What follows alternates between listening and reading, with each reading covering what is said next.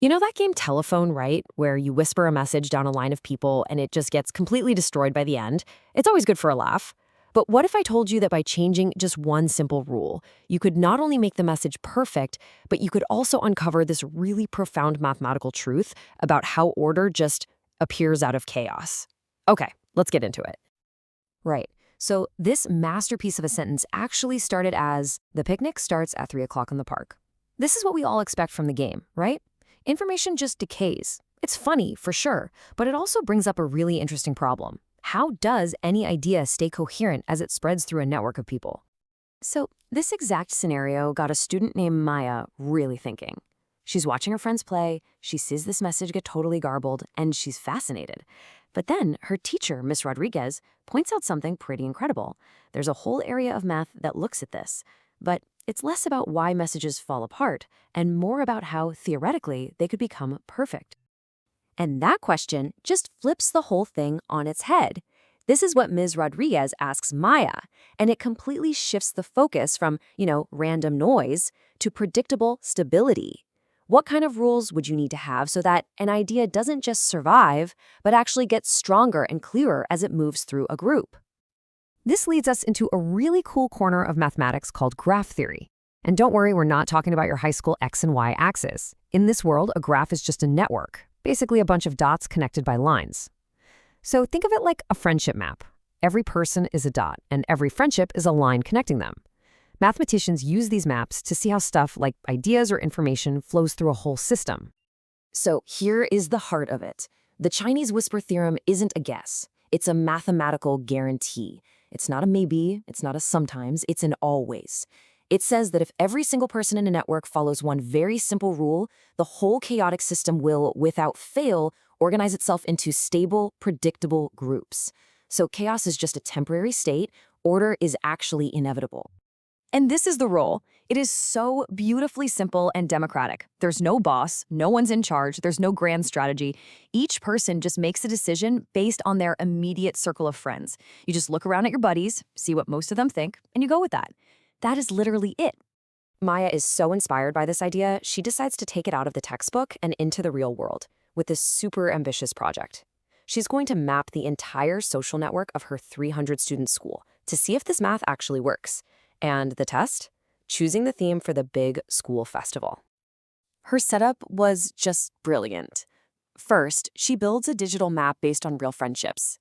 Then, she randomly assigns every single student to one of 4 themes. We'll call them red, blue, green, and yellow.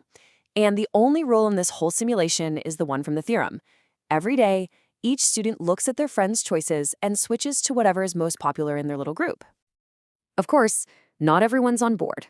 The student council president, James, brings up a really good point. He's worried this will just turn into a massive popularity contest where one idea crushes all the others.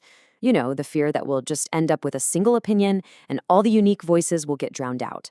So the stage is set. And then Maya clicks run. The screen is just pure chaos. You see colors swirling and shifting everywhere as students update their choices. Patches of red spread like wildfire, but then a wave of blue pushes back. Little islands of green pop up, and then they just get swallowed. It looks completely random, like a digital storm of opinions. But that chaos, it doesn't last. After exactly 47 rounds, 47 days in the simulation, everything stops moving. The system finds its balance. And that number, 47, is so important. It proves the theorem's guarantee. It might take a little while, but there is a finish line. The system will find stability. And the final result is just, wow. Look at this.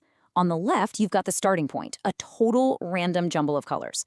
But on the right, that's the end state. The simulation didn't create one single dominant color. No way. Instead, all that chaos sorted itself out into 4 clear, stable, separate communities that were clustered perfectly around the school's actual friend groups. And that is the big punchline. James, the skeptic, his fear was totally unfounded. The system didn't lead to one giant, uniform opinion. It actually revealed the hidden communities that were there all along. The artsy kids, the jocks, the tech crowd, the theater group, they all naturally settled on a theme that fit their circle, forming these distinct, stable clusters. Okay, so what did Maya's experiment really show us? Well, it's way more than just a cool way to pick a festival theme. It's a powerful look at a universal principle. It's all about how complex structure and order can bubble up from the bottom without any kind of blueprint or master plan. This is the question Maya's little brother asks. And honestly, it gets right to what most of us would think. Is this just a fancy math equation for peer pressure? Is the whole point just to go with the flow? Well, the answer is actually way, way cooler than that. This is the big idea. The real magic here is that you can get these complex, intelligent-looking patterns across an entire system just from a huge number of individuals following super simple rules, using only the information right in front of them. Nobody was in charge, nobody could see the big picture, and yet this beautiful, coherent structure just emerged on its own. So let's just quickly break down the biggest insights. First, you don't need a leader to create order. Second, stability isn't lucky, it's a mathematical certainty. Third, the initial layout of the network, that web of friendships, is what determines the final shape. And lastly, and I think this is so cool, the people who are on the edges of groups, the ones with friends in different circles, they don't get erased. They become the essential bridges that connect all the different community. And here's one final fascinating little twist.